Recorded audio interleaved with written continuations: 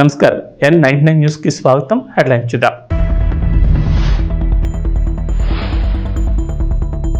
హైదరాబాద్కు దీటుగా వరంగల్ నగరం inner outer ring road airport నిర్మాణం అధికారులకు మంత్రి పొంగులేటి కీలక ఆదేశాలు.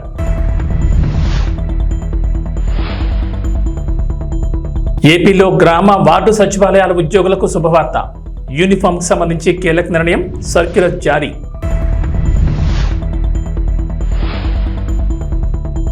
ఏపీ తెలంగాణకు రెడ్ అలర్ట్. 6 జిల్లాల్లో భారీ వర్షాలు.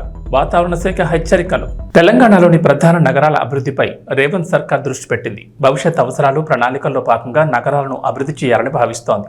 హైదరాబాద్, సికింద్రాబాద్, సైబరాబాద్లకు తోడుగా రంగారెడ్డి జిల్లా ముచ్చింతల్లో 4వ నగరం నిర్మించనున్నట్లు ఇటీవల సీఎం రేవంత్ రెడ్డి ప్రకటించారు.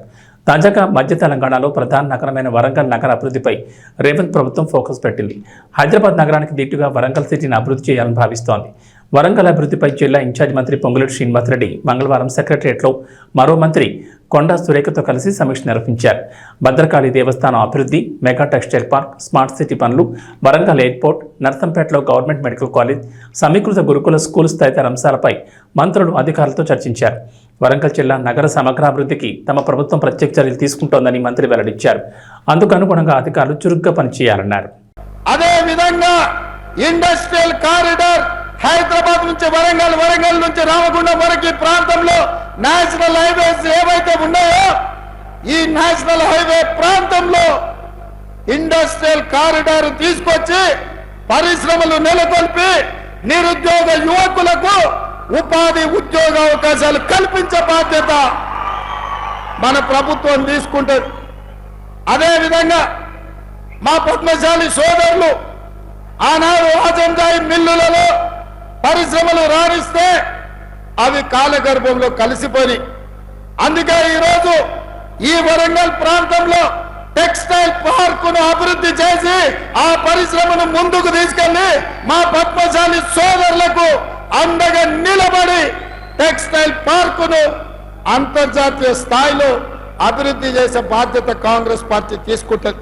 ఇదే కాదు మిత్రులారా, మిత్రుడు రాజేందర్ ఒక మాట చెప్పిండు, అన్నా మీ మాట మీద మేము గెలిచినాం, ఇవాళ ఈ వరంగల్ మొత్తం ఎక్కువ చిన్న సముద్రం లాగా మారిపోతుంది వానలు వస్తే. నయం కాల్వ గురించి కాదు నేను చెప్పేది, ఈ వరంగల్ పట్టణానికి 100% అండర్ గ్రౌండ్ డ్రైనేజ్ ఏపించే బాధ్యత. వరంగల్ అంటే పేరుకే స్మార్ట్ సిటీ కాదు, చూడడానికి చెప్పుకోవడానికి అంతర్జాతీయ స్థాయిలో పెట్టుబడులు వచ్చినప్పుడు ఒక అందమైన నగరంగా, చారిత్రాత్మకమైన నగరంగా, 1000 స్తంభాల గుడులతో పాటు కాకతీయ సామ్రాజ్యంలో నిర్మించిన గొప్ప గొప్ప చారిత్రాత్మకమైన కట్టడాలకు పేరు తెచ్చే విధంగా, వన్నె వచ్చే విధంగా వరంగల్ పట్టణాన్ని అభివృద్ధి చేస్తాం. ఇదే కాదు, మీడియా మిత్రులారా నా మాటగా రాసుకోండి, ఈ వరంగల్ పట్టణానికి హైదరాబాద్ నగరంలో ఉన్నట్టు ఔటర్ రింగ్ రోడ్డుతో పాటు అంతర్జాతీయ ఎయిర్పోర్ట్ ఎట్లయితే ఉందో మీకు కూడా వరంగల్ ఔటర్ రింగ్ రోడ్డుతో పాటు మీకు ఎయిర్పోర్టును నిర్మించి సరాసరి విమానం వరంగల్ దించే బాధ్యత మా ప్రభుత్వం తీసుకుంటుంది. వరంగల్ పట్టణానికి మహర్దశ కల్పించే బాధ్యత నేను తీసుకుంటా అని చెప్పి మా మిత్రులకు నేను తెలియజేస్తున్నా. మిత్రులారా, సాధించిన తెలంగాణ రాష్ట్రంలో 10 సంవత్సరాలల్లా అద్భుతాలు చేసి ఉండొచ్చు, వరంగల్ నగరాన్ని మహానగరంగా మార్చుండొచ్చు. కానీ ఒక చెత్త, ఒక మురికి కూపంగా మీ వరంగల్ కు పట్టిన పెద్ద సమస్య మీ చెత్త. చెత్త ఎత్తే దిక్కులేని ప్రభుత్వం గత 10 సంవత్సరాలు ఉండే. అందుకే వరంగల్ పట్టణాన్ని పట్టి పీడిస్తున్నా. ఆంధ్రప్రదేశ్లో గ్రామ వార్డు సచివాలయాల ఉద్యోగులకు శుభవార్త చెప్పింది. యూనిఫామ్కి సంబంధించి అధికారులు కీలక నిర్ణయం తీసుకున్నట్లు తెలుస్తోంది. విజయవాడలోని గ్రామ వార్డు సచివాలయాల శాఖ అడిషనల్ కమిషనర్ జారీ చేసిన ఉత్తర్వులు బయటకు వచ్చాయి. జిల్లాలో మండలాధికారులకు కమిషనర్ కీలక ఆదేశాలు జారీ చేశారు. బుధవారం నుంచి గ్రామ వార్డు సచివాలయాల్లో విధులు నిర్వహిస్తున్న ఉద్యోగులకు యూనిఫామ్ తప్పనిసరిగా ధరించాలనే ఆంక్షల్ని ఎవరూ విధించొద్దని ఆదేశించారు. దయచేసి ఈ విషయాన్ని అందరికీ తెలియజేయాలని సూచించారు. ఈ నిబంధన జిల్లాతో పాటుగా మిగిలిన చోట్ల అమలు చేయనున్నారు. గ్రామ వార్డు సచివాలయాల ఉద్యోగులు కొత్త ప్రభుత్వానికి కొన్ని రిక్వెస్టులు చేశారు. తమకు 2 నోషనల్ ఇంక్రిమెంట్లు ఇవ్వాలని, అలాగే సచివాలయ ఉద్యోగులకు ప్రొబేషన్ డిక్లరేషన్ ఆలస్యంగా చేసినందుకు రావాల్సిన బకాయిలను మంజూరు చేయాలని కోరారు. సచివాలయ ఉద్యోగులకు ప్రొబేషన్ డిక్లేర్ అయినటి నుంచి జూనియర్ అసిస్టెంట్ పే స్కేల్ కల్పించాలని అన్నారు. గ్రామ వార్డు సచివాలయాల ఉద్యోగులకు పదోన్నతులు కూడా ఇవ్వాలని కోరారు. హైదరాబాద్ నగర వాసులకు గుడ్ న్యూస్. త్వరలోనే మంచినీటి కష్టాలు తీరనున్నాయి. నగర ప్రజలు ఎప్పటి నుంచో వేచి చూస్తున్న గోదావరి ఫేజ్ 2 త్రాగునీటి సరఫరా ప్రాజెక్టుకు రేవంత్ సర్కార్ గ్రీన్ సిగ్నల్ ఇచ్చింది. సుమారు 5,560 కోట్ల అంచనా వ్యయంతో మల్లన్న సాగర్ రిజర్వాయర్ నుంచి హైదరాబాద్ నగరానికి మరో 15 టీఎంసీల నీటిని తరలించేందుకు సర్కార్ అనుమతించింది. ఈ మేరకు పురపాలక శాఖ ముఖ్య కార్యదర్శి దానకిషోర్ ప్రభుత్వం ఉత్తర్వులు జారీ చేశారు. రానున్న 2 ఏళ్లలో ఈ ప్రాజెక్టును పూర్తి చేయాలని ప్రభుత్వం లక్ష్యంగా పెట్టుకుంది. మొత్తం వ్యయంలో 40% హడ్కో లోన్ కింద సర్కార్ సమకూర్చనుంది. మరో 60% మొత్తాన్ని పనులు చేపట్టే ఏజెన్సీ భరించాల్సి ఉంటుందని ప్రభుత్వం ఉత్తర్వుల్లో పేర్కొంది. తర్వాత ఈ నిధులను హైదరాబాద్ జలమండలి వడ్డీతో కలిపి చెల్లిస్తుంది. ప్రస్తుతం హైదరాబాద్ నగరంలో తాగునీటి అవసరాలు రోజుకు 750 మిలియన్ గ్యాలన్లు కాగా, నగరం చుట్టుపక్కల ఉన్న వివిధ జలాశయాల నుంచి సుమారు 600 ఎంజీడీ మాత్రమే మంచినీరు సరఫరా చేస్తున్నారు. 2050 నాటికి ఈ డిమాండ్ 1014 ఎంజీడీకి పెరుగుతుందని అంచనా. ఇక గోదావరి నుంచి ప్రతి ఏడాది 10 టీఎంసీలు ఎల్లంపల్లి నుంచి హైదరాబాద్ నగరానికి తరలిస్తున్నారు. ఫేజ్ 2 ద్వారా తరలించే నీటిలో 10 టీఎంసీలు నగర తాగునీటి అవసరాలకు వినియోగిస్తుండగా, మిగిలిన 5 టీఎంసీలు మూసీ ప్రక్షాళనకు, జంట జలాశయాల పరిధిలోని ప్రాంతాలకు నీటిని సరఫరా చేయనున్నారు. వర్షాకాలం వచ్చిందంటే చాలు ఆరోగ్యపరంగా చాలా మంది టెన్షన్ పడుతుంటారు. ఎందుకంటే వర్షాకాలంలో అనేక తీవ్రమైన వ్యాధులు ప్రమాదాన్ని తీసుకొస్తుంది. ఈ సీజన్లో వైద్యులు కూడా జాగ్రత్తగా ఉండమని సూచిస్తారు. ఆహారం, ఆరోగ్యంపై ప్రత్యేక శ్రద్ధ తీసుకోవాలని చెప్తుంటారు. సీజనల్ వ్యాధులు రాకుండా రోగనిరోధక శక్తిని, పోషకాలు అందించే కూరగాయలు, పండ్లు తినాలని సూచిస్తారు. ఇక వర్షాకాలం వచ్చిందంటే చాలు ఎన్నో పోషకాలు ఉండే బోడ కాకరకాయలకు చాలా ఎక్కువ డిమాండ్ ఉంటుంది. వానాకాలం మాత్రం ఈ బోడ కాకరకాయలు లభిస్తాయి. అడవిలో పెరిగే ఈ తీగలు వానాకాలం తర్వాత ఎండిపోతాయి. పొట్టిగా, గుండ్రంగా ఉంటూ వాటిపైన చిన్న చిన్న ముళ్ళు లాంటివి కలిగి ఉంటాయి. చాలా చోట్ల గిరిజనులు ఉదయాన్నే అడవికి వెళ్లి వీటిని కోసుకొచ్చి ఉపాధి పొందుతారు. కొన్ని ప్రాంతాల్లో వీటిని అడవి కాకర, ఆ కాకరకాయ, బొంత కాకర అని కూడా పిలుస్తారు. వర్షాకాలంలో తప్పకుండా తినాల్సిన సీజనల్ కూరగాయ ఇది. ఈ కూరగాయలో అనేక పోషకాలు, ఔషధ గుణాలు ఉంటాయని నిపుణులు చెప్తున్నారు. Vitamin B12, vitamin D, copper, magnesium, calcium, zinc వంటి ఆరోగ్యానికి మేలు చేసే విటమిన్లు ఉంటాయి. ఈ కూరగాయలు శరీరంలో ఇమ్యూనిటీ పవర్ను చాలా బాగా పెంచుతాయి. అలాగే కార్బోహైడ్రేట్లు, ప్రోటీన్, ఫైబర్ కూడా మెండుగా ఉంటాయి. శరీరం ఫిట్గా ఉండడానికి కావాల్సిన అన్ని పోషకాలు ఈ కూరగాయలో ఉంటాయని నిపుణులు అంటున్నారు. తెలుగుదేశం పార్టీ అధినేత చంద్రబాబు తెలుగు తమ్ముళ్లకు శుభవార్త చెప్పబోతున్నారు. నామినేటెడ్ పదవుల కోసం ఎదురు చూస్తున్న వారికి తీపి కబురు అందించబోతున్నారు. చంద్రబాబు నామినేటెడ్ పదవుల భర్తీపై కసరత్తు దాదాపు చివరి దశకు వచ్చినట్లు తెలుస్తోంది. మరో వారం 10 రోజుల్లో తొలి విడత భర్తీ ప్రక్రియ పూర్తి చేయబోతున్నట్లు సమాచారం. టీడీపీతో పాటుగా ఎన్డీఏ మిత్రపక్షాలైన జనసేన, బీజేపీలకు 18 నుంచి 20% పోస్టులు కేటాయించనున్నారు. ఆ 2 పార్టీలు పోటీ చేసిన దామాషాలోనే నామినేటెడ్ పోస్టులు ఇవ్వబోతున్నారు. ఈ నామినేటెడ్ పదవుల్ని పనితీరు, సమర్థత, పార్టీపై అంకితభావం వంటి అంశాలను పరిశీలించి నియమిస్తారు. పార్టీ ప్రతిపక్షంలో ఉన్నప్పుడు కష్టపడిన వారు, పార్టీ ఇచ్చిన కార్యక్రమాలను ఎవరు నిర్వహించారు, ఎన్నికల్లో పార్టీ అభ్యర్థుల గెలుపు కోసం పనిచేసిన వారికి ప్రాధాన్యం ఇవ్వాలని నిర్ణయించారు. చిత్తశుద్ధితో పనిచేసిన వారు ఎవరనే అంశాల ప్రాతిపదికన 2-3 నివేదికలు తెప్పించినట్లు తెలుస్తోంది. ఈ కసరత్తు మొత్తం పూర్తి చేసి త్వరలోనే నామినేటెడ్ పదవుల్ని నియమించనున్నారు. ఈ నామినేటెడ్ పదవులపై పార్టీ ఎమ్మెల్యేలు, నియోజకవర్గ ఇన్ఛార్జీల నుంచి విడిగా ప్రతిపాదనలు తీసుకుంటారు. 5 ఏళ్లలో 1,64,000 కోట్ల రూపాయలు పేదవాళ్లకు ఒక్క పింఛన్ రూపేణ మనం ఇచ్చే పరిస్థితిలో ఉన్నాం. నేను ఇక్కడ మిమ్మల్ని అందరినీ ఒకటే కోరుతున్నా, 2,50,000 కోట్ల రూపాయలు డీబీటీ ఇచ్చామని ఒక్క బటన్ నొక్కడం తప్ప ఎప్పుడు వాళ్ళపై డైరెక్ట్గా పరామర్శించింది లేదు. రెండోది, ఏ ఫంక్షన్ పెట్టినా మనుషులను తీసుకొచ్చి, బలవంతంగా తీసుకొచ్చి పెద్ద పెద్ద మీటింగ్లు పెట్టి ఇబ్బందులు పెట్టిన సందర్భాలు ఉన్నాయి. నేను అందుకే మిమ్మల్ని అందరినీ ఒక ఇది కోరుతున్నా, రాష్ట్రంలో అందరం ఎవ్రీ మంత్ మొదటి తారీఖున పేదల సేవలో అనే కార్యక్రమం కింద మనం అనుసంధానం కావాలి. అంటే ఒక పూర్ మ్యాన్ చూసినప్పుడు వాడి పరిస్థితులు మనం అధ్యయనం చేసుకుంటే మీ మైండ్లో అది పనిచేస్తుంది. అక్కడి నుంచి మనం అనునిత్యం ఆలోచించాల్సింది, ఏం చేస్తే పేదరికం పోతుందో మీరు ఆలోచించాలి. జీరో పావర్టీ అనేది ఈ ప్రభుత్వం యొక్క ఒక నిర్దిష్టమైన ఆలోచన. ఫస్ట్ నేను అందుకే PPP మోడల్ చెప్పాను, ఇప్పుడు P4 మోడల్ అంటున్నాం. P4 మోడల్ అనేది public private people's partnership. Top 10% డబ్బులు సంపాదించిన వాళ్ళు, బాటమ్ 20% అడాప్ట్ చేసుకొని మెంటరింగ్ చేసి వాళ్ళ రిసోర్సెస్ ఖర్చు పెట్టి వాళ్ళ మేనేజ్మెంట్ బ్యాండ్విడ్త్ ఇచ్చి తద్వారా వీళ్ళని పైకి తీసుకురావాలి. ఇక్కడ మీరు కలెక్టర్స్ అందరూ ఉన్నారు, ఐఏఎస్ ఆఫీసర్స్ ఉన్నారు, పాలిటీషియన్స్ ఉన్నాం. మేమందరం కూడా చిన్నగానే పుట్టాం, గ్రామాల్లో మామూలు వ్యక్తుల కుటుంబాల్లోనే పుట్టాం. మాకు ఒక అవకాశం వచ్చింది, దాన్ని ఉపయోగించుకున్నాం. మనందరం సమాజంలో మనకు ఒక ప్రత్యేకత సాధించుకున్నాం. కానీ మనతో పుట్టినవాడు ఇంకా ఆ ఊర్లోనే కనీసం 100 రూపాయలు 200 రూపాయలు పర్ డే సంపాదించలేని పరిస్థితిలో ఉన్నారు. కానీ ఈ టెక్నాలజీ ఏజ్లో ఇది పెద్ద కష్టం కాదు. అందుకే ఫస్ట్ స్టెప్ జీరో పావర్టీ. 12 లక్షలు 14 లక్షలు ఉన్నారు, వాళ్ళ మీద ఫోకస్ చేద్దాం. మీ మైండ్లో కూడా అనునిత్యం ఎక్కడున్నా కూడా పేదవాడిని దృష్టిలో పెట్టుకునే పరిస్థితి రావాలి. పేదరిక నిర్మూలనకి ఏమేం చేయగలుగుతారో మీరు చేస్తే చాలా బాగుంటుంది. ఈ విషయం మీరు గుర్తుపెట్టుకోవాల్సిన అవసరం ఉంది. అదే సమయంలో ఈరోజు కొన్ని ప్రిన్సిపల్స్ కూడా మీరు ఫాలో కావాలి. ఈజ్ ఆఫ్ డూయింగ్ బిజినెస్ కానీ, ఈజ్ ఆఫ్ లివింగ్ కానీ, ఈజ్ ఆఫ్ ట్రావెలింగ్ కానీ, ఈజ్ ఆఫ్ పబ్లిక్ సర్వీసెస్ ఎట్లా యాక్సెస్ చేసుకోగలుగుతారు చేయడం కానీ, ఇన్నోవేషన్ కానీ, ఇలాంటి నూతనమైన ఆలోచనతో జీవన ప్రమాణాలు మెరుగయ్యే విధంగా హ్యాపీగా ఉండేట్టుగా మనం చేయాల్సిన అవసరం ఉంది. ఇది కూడా మీరు చేయాల్సిన అవసరం ఉంది.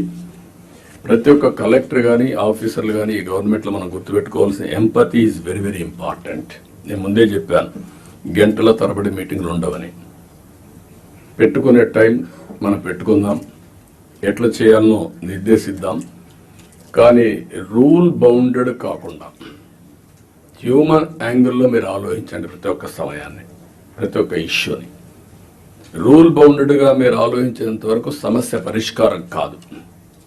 కానీ హ్యూమన్ యాంగిల్లో ఆలోచించినప్పుడు అదే రూల్ కింద ఆ సమస్యను పరిష్కారం చేసే పరిస్థితి మీకు వస్తుంది. అలాంటి ఆలోచనకు శ్రీకారం చుట్టాలి. మీ సబార్డినేట్స్ని కూడా ఎక్కడ కానీ మీరు చెప్తున్నా, మన ప్రవర్తనలో ఒక పాజిటివ్ ప్రవర్తన ఉండాలి.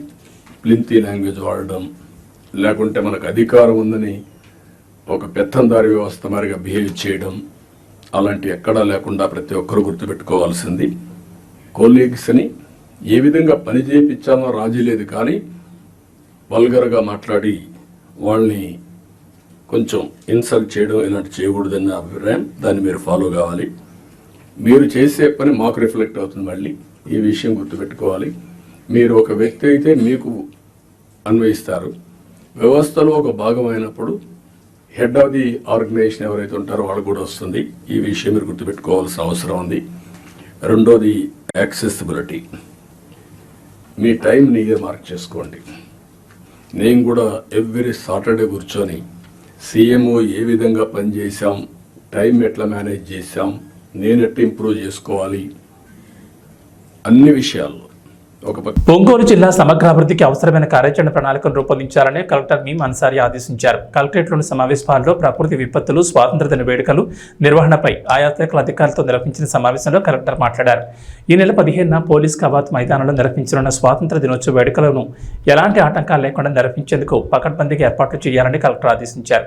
శకటాలు, స్టాల్స్ ఏర్పాటు, సాంస్కృతిక కార్యక్రమాలు, వీఐపీలకు ఆహ్వానం, ఇన్ఛార్జ్ మంత్రి ప్రసంగం ప్రతుల తయారీపై దృష్టి పెట్టాలన్నారు. సమావేశంలో జేసీ గోపాలకృష్ణ, డిఆర్ఓ విశ్వేశ్వరరావు, మార్కాపురం ఉప కలెక్టర్ రాహుల్ మీనా తదితరులు పాల్గొన్నారు. For 78th Independence Day function, RDO Ongole has to distribute invitation cards to officials. In the in-charge officer RDO Ongole, with coordination of DRO and collectorate staff, well in advance meticulously, RDO Ongole has to see that invitation cards should be distributed to. మీరు Ongole okay, అది ముందే type చేసి పెట్టుకోండి. ఏ school నుంచి మీరు పిలుస్తున్నారని నీట్గా అక్కడ ఆ టైంలో చెప్పిన టైంలో లేట్ అవ్వకూడదు. ఓకే, మీరు డియో అంటారా సాంగ్స్ సెలెక్షన్, అది మీరు ఒక్కసారి పర్సనల్ గా చూడాలి ఎంత టైం పడుతుంది. ఓవర్ సాంగ్స్ కూడా ఆ టైం అన్ని క్యాల్కులేట్ చేసుకుని మీరు చెప్పాలి. హాఫ్ అన్ అవర్ అంటే హాఫ్ అన్ అవర్, 5 songs అంటే 5 songs. ఆ సాంగ్స్ కూడా ఏ సాంగ్స్ ముందే మీరు ఒకసారి చూసి ఉండాలి. తర్వాత వారి నుంచి పెన్ డ్రైవ్ నుంచి అక్కడ మైక్ సిస్టమ్, మ్యూజిక్ సిస్టమ్ ఎవరు హ్యాండిల్ చేస్తారో వారికి మీరు ఇచ్చి ఉండాలి. వారి సిస్టమ్ లో పెట్టుకుని ముందే ఉంటారు. ఏ ఆర్డర్ లో మీరు సాంగ్స్ ప్లే చేస్తారో ఆ ఆర్డర్ లోనే అక్కడ చేయాలి. ఆ రోజుకి వచ్చి ఎవరైనా పెన్ డ్రైవ్ వచ్చి ఈ ఒక సాంగ్స్ కూడా పెట్టండి అలా అంటే అలా చేయడానికి లేదు.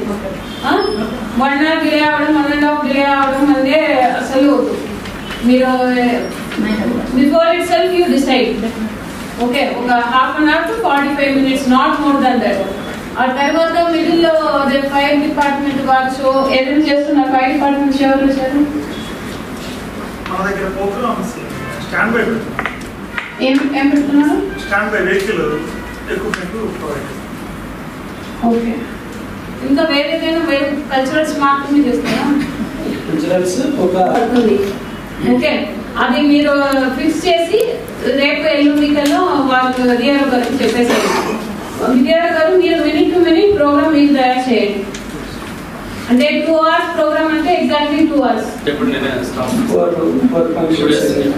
ఢిల్లీలో జంతర్ మంతర్ ధర్నా చౌక్లో విజయోత్సవ ర్యాలీని టీఎంఆర్పీఎస్ వ్యవస్థాపక అధ్యక్షులు ఇటుక రాజు మాదిగ ఆధ్వర్యంలో నిర్వహించారు. సహకరించిన న్యాయవాదులకు, పోలీసు అధికారులకు, మీడియా మిత్రులకు, మాదిగ ఒప్పుకోలాలతో పాటు బీసీ, మైనార్టీ, వికలాంగులు, రాజకీయ నాయకులు, ప్రజా సంఘాలు, అన్ని వర్గాల ప్రజలకు పేరు పేరున ధన్యవాదాలు తెలుపుతూ విజయోత్సవ ర్యాలీ నిర్వహించారు. 3 దశాబ్దాల సామాజిక న్యాయ ఉద్యమ పోరాటానికి దేశ ఉన్నత న్యాయస్థానం న్యాయం చేసింది. సదాలక్ష్మి అమ్మ ఆశయం నెరవేరింది. మాదిగ ఒప్పుకోలాల చిరకాల ఆకాంక్ష ఫలించింది.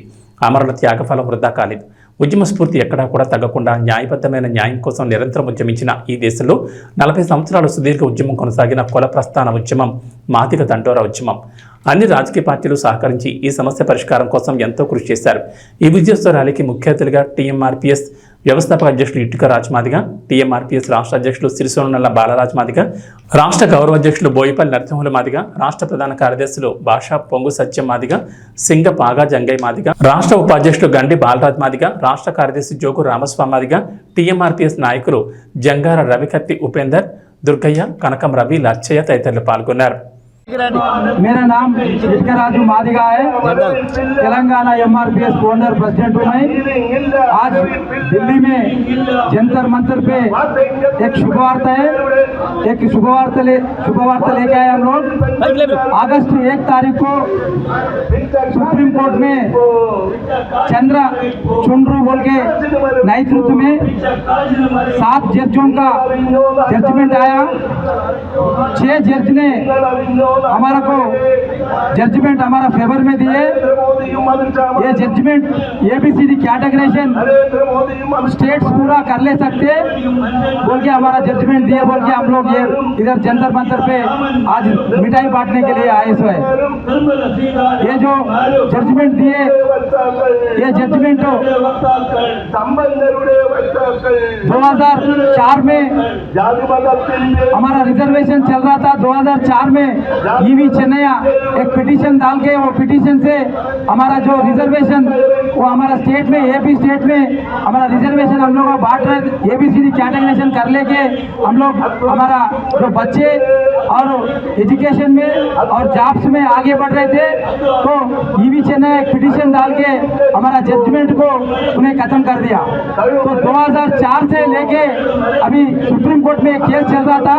वो केस में फिर पंजाब और हरियाणा वहाँ पे भी एबीसीडी कैटेगराइजेशन चल रहा था, उसको भी वो 2 स्टेट में भी इसको खत्म कर दिए।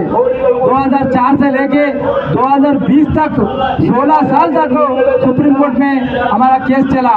2020 में अनिल मिश्रा उनका टीम 5 जने का नीचे का बेंच वो हमारा फेवर में एबीसीडी कैटेगराइजेशन स्टेट्स कर ले सकते, इसको कोई तकलीफ नहीं है। एक स्टेट में एससी का पॉपुलेशन ఎన్టీఆర్ దేవర నుంచి చుట్టమల్లే సాంగ్ రావడంతో సోషల్ మీడియా వాతావరణం ఒక్కసారిగా మారిపోయింది. కొంతమంది చుట్టమల్లే పాట అద్భుతంగా ఉందని అంటుంటే ఇంకొందరు ఇది కాపీ కొట్టిన ట్యూన్ అని ట్రోలింగ్ చేస్తున్నారు. ఇలా చుట్టమల్లే పాట అయితే దారుణంగా ట్రెండ్ అవుతోంది. చుట్టమల్లే పాట మీద ఫన్నీ మీమ్స్, ట్రోల్స్ కూడా వచ్చేసాయి. సబ్బుల యాడ్లా ఉందని కూడా కొంతమంది ట్రోలింగ్ చేస్తున్నారు. ఇక దేవర నుంచి వచ్చిన ఈ చుట్టమల్లే పాటను రామ్ చరణ్ ఫ్యాన్స్ ట్రోలింగ్ ఎక్కువగా చేస్తున్నారు. దీంతో రామ్ చరణ్ గేమ్ చేంజర్ జరగండి పాట, ధ్రువ సినిమాలోని పాటలను ట్రోలింగ్ చేస్తున్నారు. మామూలుగానే రామ్ చరణ్ ఎన్టీఆర్ ఫ్యాన్స్ మధ్య పచ్చిగడ్డేస్తే బగ్గుమనేలా వ్యవహారం ఉంది. దేవర పాటలను వీళ్ళు ట్రోల్ చేస్తుంటే గేమ్ చేంజర్ పాటను వాళ్ళు ట్రోల్ చేస్తున్నారు. ఇక గేమ్ చేంజర్ జరగండి పాటకు వచ్చిన వ్యూస్, చుట్టమల్లె పాటకు వచ్చిన వ్యూస్ను పోల్చి మరీ ట్రోలింగ్ చేస్తున్నారు. మరీ ముఖ్యంగా నార్త్లో దేవర పాట డామినేట్ చేస్తోంది.